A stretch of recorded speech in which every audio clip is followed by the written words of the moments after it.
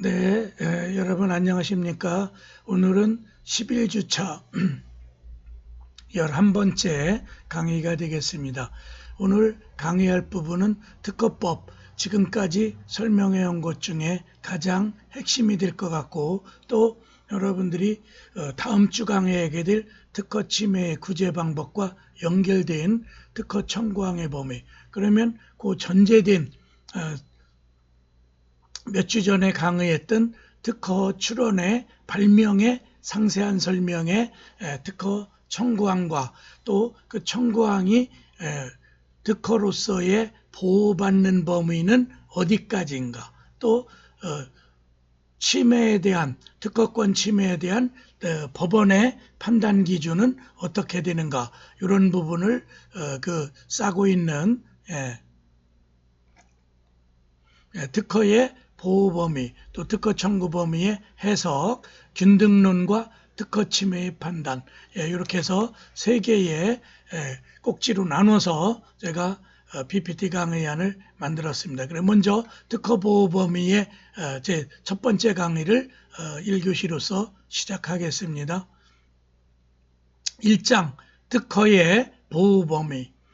특허의 보호 범위는 우리 특허법 제97조 특허 발명의 보호 범위라는 표제를 붙여놨고, 특허 발명의 보호 범위는 청구 범위에 적혀 있는 사항에 의하여 정해진다. 그래서 여러분들이 청구 범위, 청구항, 이 부분이 작성할 때, 명세서 작성할 때 핵심이 되듯이 이 청구 범위에 기재되어 있는 이른바 문헌적 해석을 제일 먼저 하라는 취지겠죠. 그래서 특허법 97조에 특허의 보호 범위에 관한 내용이 선언되어 있고요. 그럼 먼저 1. 특허의 보호 범위. 특허 발명의 보호 범위, 즉 침해의 기준은 청구 범위에 적혀 있는 사항으로 정한다. 가령 갑이 A라는 특허를 출원하여 심사가 끝났고 또 특허 등록 허여가 돼서 특허 등록을 해놨는데, 다른 B가 갑이 발명한 특허를 침해할 수 있는지 또는 침해되었다고 해서 소가제기 되면 법원은 뭘 기준으로 판단해야 되는지, 그래서 특허의 보호 범위가 어디까지인가가 확정되어야 그 침해에 대한 판단을, 법률적 판단을 할 수 있겠죠. 그래서 특허를 출원할 때 출원서와 첨부 서류인 명세서와 도안 등을 제출하는데 명세서 내에 청구 범위를 적는 난이 있다. 실질적으로 청구 범위가 특허의 핵심이 되는 것이다. 그래서 명세서에 적혀 있는 청구 범위가 곧 그 특허의 핵심, 권리, 기술적 사상의 창작의 그 보호 범위를 나타나죠. 그래서 청구 범위를 가지고 권리 보호의 핵심인 침해 여부를 따지기 때문이다. 같은 발명이라도 청구 범위를 어떻게 구성하느냐에 따라 보호 범위가 달라지기 때문에 청구 범위를 어떻게 작성하느냐가 매우 중요하다. 그래서 특허 보호 범위, 청구 범위, 이런 부분을 법원은 어떻게 해석하는지 오늘 강의해 주는, 특히 균등론이라는, 그래서 주변 한정주의를 보완하는 균등론을 기준으로 침해 여부를 우리 대법원은 판단하고 있죠. 그 다음에 이 특허의 보호 범위 관련 판례.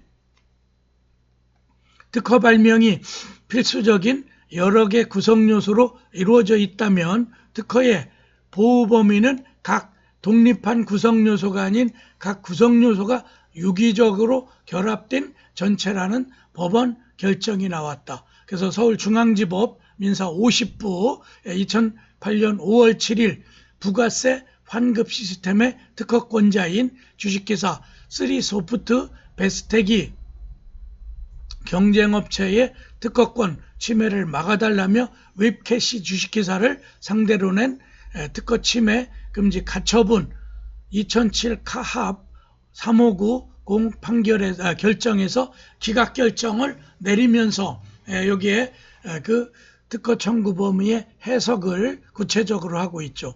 보호 범위를.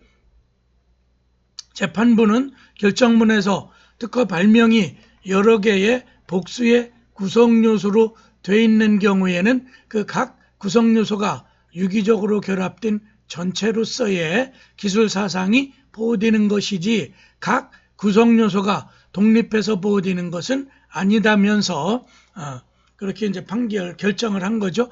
문제된 특허 발명이 필수적 구성요소들 중에 일부만을 갖추고 있고 나머지 구성요소가 결여된 경우에는 원칙적으로 특허 발명의 권리 범위에 속하지 않는다고 밝혔다. 그래서 특허 청구 범위를 여러 개, 대개 이제 복수로 명세서를 작성하게 되는데 각 복수 작성된 청구 범위를 유기적 연계해서 전체적인 해석을 해서 침해했는지를 판단하라는 하급심이긴 하지만 중요한 결정이라 제가 소개하고 있어요.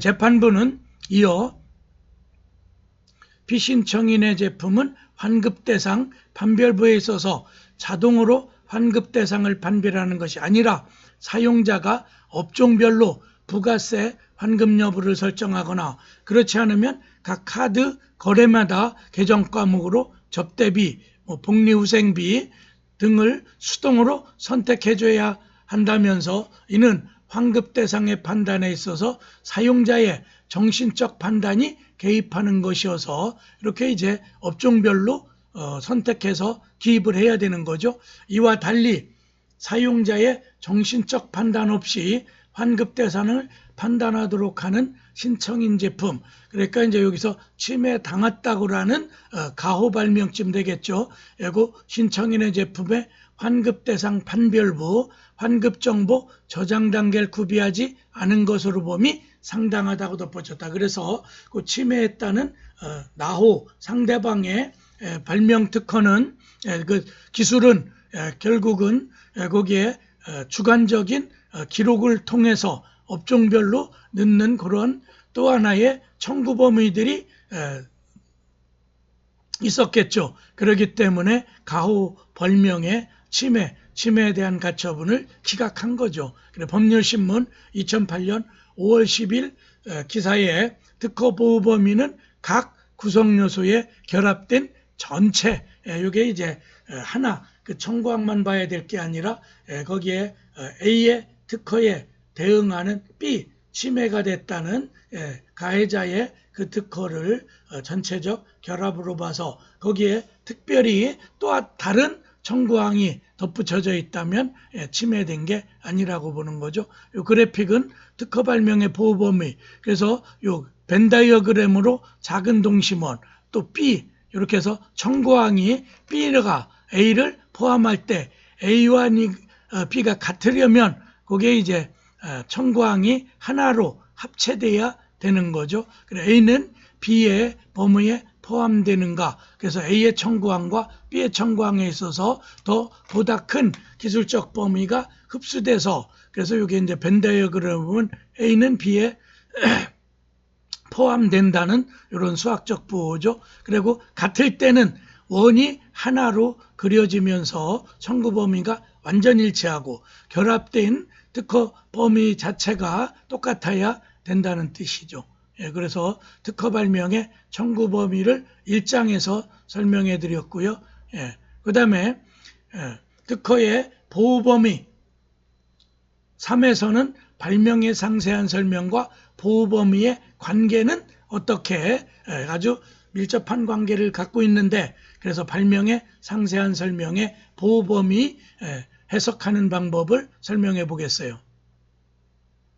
특허 출원서에 첨부된 특허 청구 범위에는 보호를 받고자 하는 사항을 하나 또는 둘 이상을 기재해야 하는데 특허법 제42조 2항의 특허 출원 신청서의 기재사항 되겠죠. 명세서.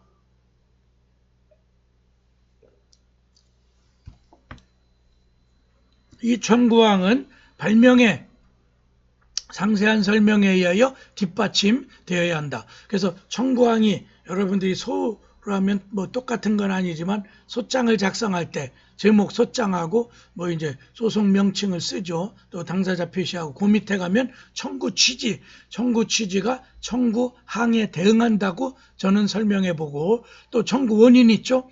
그러면 1, 2, 3항에 나타나 있는 청구 취지, 판결의 주문에 대항하는 그걸 청구 원인에서 내가 이러한 취지의 소를 제기하는 이유를 또 청구 원인은 이유의 설시의 채택 여부로 또 나타나겠죠. 또 공격 방어 방법 중에 하나가 되겠죠. 그렇게 해서 청구 취지가 청구항이라면 청구 원인, 소장상 청구 원인은 여기서 말하는 발명의 상세한 설명. 그래서 청구항에 있는 기술을 상세한 설명에서 풀어내야 되는 거죠. 그래 특허법 32조 제1항 1호의 발명의 상세한 설명을 설명하고 있는 거죠. 그 다음에 특허제도의 원리상 발명의 상세한 설명은 발명자가 사이에 공개하는 내용이라고 볼 수 있고, 그래서 발명의 상세한 설명을 통하여 기술이 공개되고 산업 발전을 도모하는 거죠. 또 특허 청구 범위는 이 공개에 대한 대가라고 할 수 있다. 그래서 청구 범위, 청구 취지에 기재되어 있는 그 범위가 바로 내 특허 침해 보호 범위가 되는 거죠. 발명자가 자신의 발명을 공개함에 있어서 해당 업계에 종사하는 통상의 지식을 가진 자, 이른바 이걸 당업자라고 그랬죠. 우리가 용이하게 실시할 수 있을 정도로 기재하지 아니하면 이를 제대로 공개했다고 볼 수 없으므로, 그러니까 그 평균적 지식을 가진 그 업계에 있는 또 그걸 실시할 수 있는 자의 지위에 있는 자가 누구나 실시할 수, 제품화할 수 있을 정도로 발명의 상세한 설명에 기재돼야 공개 정도를 충족하는 거죠. 발명의 상세한 설명에는 발명을 통상의 기술자가 용이하게 실시할 수 있을 정도로 기재되지 않으면 안 된다. 특허법 제42조 제3항의 당업자 기준을 나타나고 있죠. 또 나아가 발명의 상세한 설명에 기재되지 아니한 사항을 청구 범위에 기재하여 이에 대한 보호를 청구하는 것은 특허제도의 취지에 맞지 않는 것이어서 특허법은 청구 범위가 발명의 상세한 설명에 의해 뒷받침되어야 한다고 규정하고 있는 것이다. 그래서 청구 범위를 기재해 놓고 청구항에 기재되는 건 발명의 상세한 설명에서 다 그 기술적인 내용을 풀어내야 되고 공개해야 되는 거죠. 이게 발명의 상세한 설명과 보호 범위의 관계에 대한 설명이 되겠죠. 그 다음에 네 번째, 특허 보호 범위의 판단 기준. 먼저 괄호 1번 특허 청구 범위 기준의 원칙이 있죠. 발명의 구성 중에서 필수 불가결한 구성 요소를 추출하여 집약한 것이 특허 청구 범위이며, 이 부분은 특허권자가 권리로서 주장하는 범위를 제3자에게 나타나는 부분이기도 하므로 특허 발명의 보호 범위가 어디까지 미치는지를 판단함에 있어서는 특허 청구 범위가 중요한 역할을 하게 된다. 따라서 명세서 중 발명의 상세한 설명에만 기재되어 있는 발명은 보호 범위 판단의 기준이 되지 않는다. 그래서 발명의 상세한 설명이 특허 청구 범위를 뒷받침하는 하나의 설명서라면 그 청구항은 소장의 청구 취지에 대응하고 판결의 주문에 상응할 정도로, 그래서 발명의 상세한 설명에 설명이 되어 있더라도 청구항에 기재되어 있지 아니하면 그거는 보호받지 못한다는 뜻이죠. 그 다음에 괄호 2번 발명의 상세한 설명 참작의 원칙. 위와 같이 특허 발명의 보호 범위는 특허 청구 범위를 기준으로 하여 판단하지만 그 해설적 부분인 발명의 상세한 설명을 참작할 필요가 있다.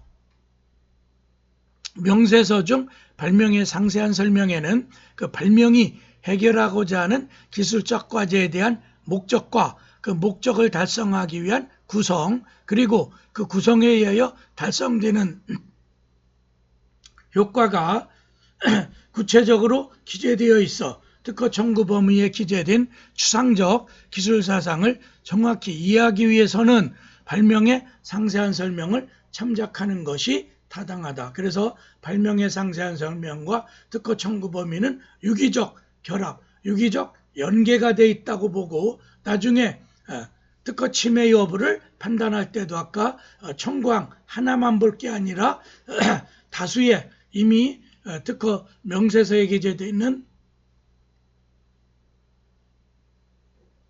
청구항의 유기적 결합을 통하여 기술적 사상을 판단해야 된다고 아까 대법원 법원 결정에서 나왔죠. 대법원 아니고 중앙법원. 괄호 3번에 출원, 경과, 참작의 원칙. 대부분의 발명은 출원 후 특허에 이르기까지 출원인과 심사관 사이에 거절 이유의 통지 및 그에 대한 의견이나 보정 등이 교환되고, 그래 출원서를 내게 되면 특허 심사관이 심사를 해 나가다가 보정할 사항이 있으면 보정명령을 내리겠죠. 이것을 통하여 발명의 내용이나 특징이 명확히 된다. 그래서 다듬어지겠죠.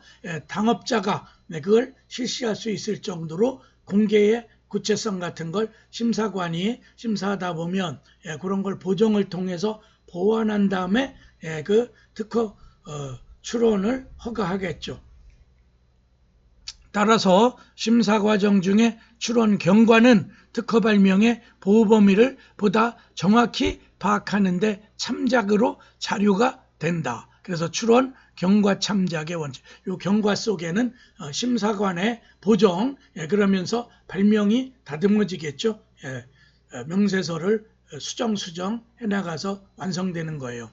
여러분들이 논문 쓸 때도 그렇죠. 지도 교수가 부분을 수정하고 제목도 이렇게 고치고 또 참고 자료, 참고 문헌들을 추가하고 이렇게 하면서 논문이 다듬어지죠. 그 다음에 괄호 4번 출원 시에 기술 수준 참작의 원칙. 그래서 출원할 당시에 기술 수준을 참작하라. 특허 발명은 출원 시에 기술적 과제를 해결하는 수단이므로 보호 범위는 그 특허 발명에 대한 출원 시의 기술 수준에 서서 판단할 필요가 있다. 그러니까 너무 앞서도 안 되고 너무 뒤져도 안 되겠죠. 이런 원칙은 특허 발명의 요지가 명세서 또는 도면만으로는 충분히 이해할 수 없는 경우 출원 당시 기술 수준이 보충적으로 활용되어야 할 때 효과적으로 이용될 수 있다. 그래서 네 번째 참작 기준, 이거는 출원 시 기술 수준 참작의 원칙. 그 다음에 괄호 5번 다섯 번째 구성요건 완비의 원칙. 그래서 명세서의 구성요건을 다 갖춰야 되고 미비해서는 안 된다는 뜻이죠. 특허 청구 범위의 발명이 다수의 구성요건으로 되어 있는 경우 우리가 구성을 써놓죠. 그중 하나의 구성요건이라도 결의하여 실시하고 있다면 이는 그 특허 발명의 기술적 보호 범위에 속하지 않는 것으로 볼 수 있다. 아까도 그 중앙지방법원 결정에서도 봤듯이 청구항이 여러 개인데 단순한 부가가치세 환급 시스템을 만든 거죠. 그런데 그 침해했다는 상대방 측 회사의 기술은 거기에 주체로서 부가가치세를 환급받은 주체가 업종별 이런 것들을 별도로 기록해서 환급 범위를 판단하게끔 해서 그건 침해를 주장하는 가오 발명의 A 발명을 B가 침해하지 않은 또 다른 기술이 가미된 걸로 본 이른바 개량 특허 정도 되겠죠. 그래서 여기서도 구성요건이 완비돼야 되고 구성요건에서 빠진 거기서 미흡한 또 다 완성되지 않은 부분에 다른 기술은 그 침해 소송 같은 거라도 패소하겠죠. 다섯 번째까지 살펴봤고요. 이제 요 그래픽은 여러분들이 특허의 보호 범위와 이런 것들을 하나의 그 침해에 대한 뒤에 가면 이제 균등론, 균등 침해에 대한 걸 대법원 판례가 확립해 놓고 다섯 가지 원칙을 기준으로 판단하는데 그거랑 연계해서 하나의 프로세스, 이른바 여러분들이 과정도 흐름도 정도 되겠죠. 특허 발명 보호 범위가 확정, 이제 특허 심사를 거쳐서 등록을 하게 되면 청구항과 보범위가 되죠. 그래서 상세한 설명, 참작의 원칙, 아까 판단 기준이었고, 그래서 하자가 있으면 그거는 특허 무효, 취소 심판 대상이 되겠죠. 그리고 오케이, 예스, 좋다. 그러면은 확인 대상 발명이 특정되는 거고, 그 청구항 속에. 그리고 요 확인 대상 발명이 특정이 안 되거나 미비하고 보정을 몇 번 거쳐도 제대로 보정하면 노가되면서 각하를 하겠죠. 그래서 특허 출원이 안 되고, 특허 대상 발명이 특정되고 보호 범위가 확정되면 yes. 그래서 이제 심사가 받아들여지고, 그래 제일 먼저 문헌 침해, 청구항의 문헌적 해석을 통해 작구 해석을 통해서 그 기술이 침해됐는지, 구성요소 완비원칙, 방금 전에 설명했던 5번째 해석 기준이었죠. 그래서 yes, 문헌 침해가 됐다고 보면 침해로 되고, 근데 문헌 침해는 아닐 때 no, 그러면 2단계 또 평가를 하죠. 미국 판례나 일본 판례, 우리나라 판례가는 이른바 균등론, 그렇죠. 이퀄리번트, 독트린 오브 이퀄리번트. 그래서 균등 침해, 대가, 균등의 대가 관계에 침해가 됐는지를 판단하여 yes 하면 침해, 문헌 침해되면 바로 침해로 간다는 요 화살표가 바로 여기 한 단계 건너뛰죠. 그래 문헌 침해가 될지라도, 그렇죠. 문헌 침해가 안 됐다고 해도 균등 침해, 조금 더 주변 안정론을 넘어서 실질적 특허 침해는 우리나라나 일본 판례가 확고하게 확립해 놓고 있는 균등론을 적용해. 근데 균등 침해가 아니라고 보면 비침해, 침해가 아니니까 손해배상 또 금지 청구 이런 걸 행사하지 못하죠. 그래 여기 자유 실시 기술이 되는 것이고, 또 그다음에 공지 기술, 이미 잘 알려진 기술, 또 기재 불비 뭐 이런 자유 실시 기술 3가지 요소에 해당되면서 그게 누구나 다 그런 기술을 구사해도 되죠.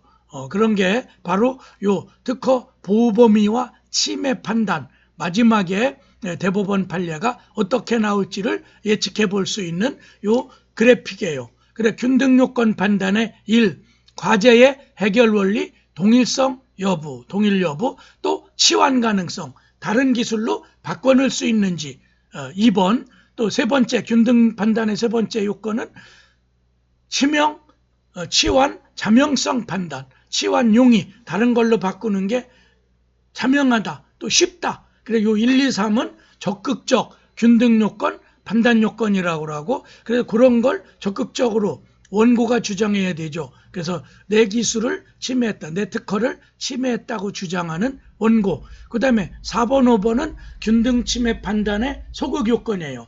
자유기술 항변, 그건 누구나 다 쓸 수 있는 거다, 이런 항변을 상대방 B가 하겠죠. 또 출원 경과 금반원 원칙, 출원 경과를 청구항에 그런 걸 주장도 안 해놓고 기재도 안 해놓고 이제 와서 내 특허 기술 그거와 조금 다른 기술인데 침해했다는 건 이른바 먼저 한 말에 뒤집는 신의성실 원칙 중에 하나죠. 민법상 금반원의 원칙, 영미법의 에스토펠의 원칙이라고 하죠. 그래서 요 출원 경과 금반원이라는 건 청구항에 미리 심사 대상을 거쳐놓고 또 거기에 기재해놓고 이제 와서 다른 기술도 마구 잡아들이려고 하는 그런 건 안 된다. 그래 1, 2, 3은 균등 요건 판단의 적극적 요건, 원고가 주장 입증해야 되고, 피고는 사호항을 통해서 그 자유기술 항변이나 출원경과 금반원을 통해서 빠져나갈 수 있는 거죠. 그건 뭐예요? 항변이 받아들여지면서 이른바 특허 균등 침해가 아니라는 소극적 요건이 돼요. 그래서 1, 2, 3을 적극적 요건, 4, 5를 소극적 요건 이렇게 얘기하죠. 여러분들이 판례 읽다 보면 적극 받아들였다는 거고, 소극 받아들이지 않고 물리쳤다, 기각했다, 이런 표현이죠. 그래 요 그래픽을 하나 보면은 오늘 강의를 전체적으로 3장까지의 압축 그래픽이라고 보면 되겠어요. 여기까지 강의하고 1장, 2장은 잠시 쉬었다가 특허 청구 범위의 해석을 계속해서 강의하겠습니다.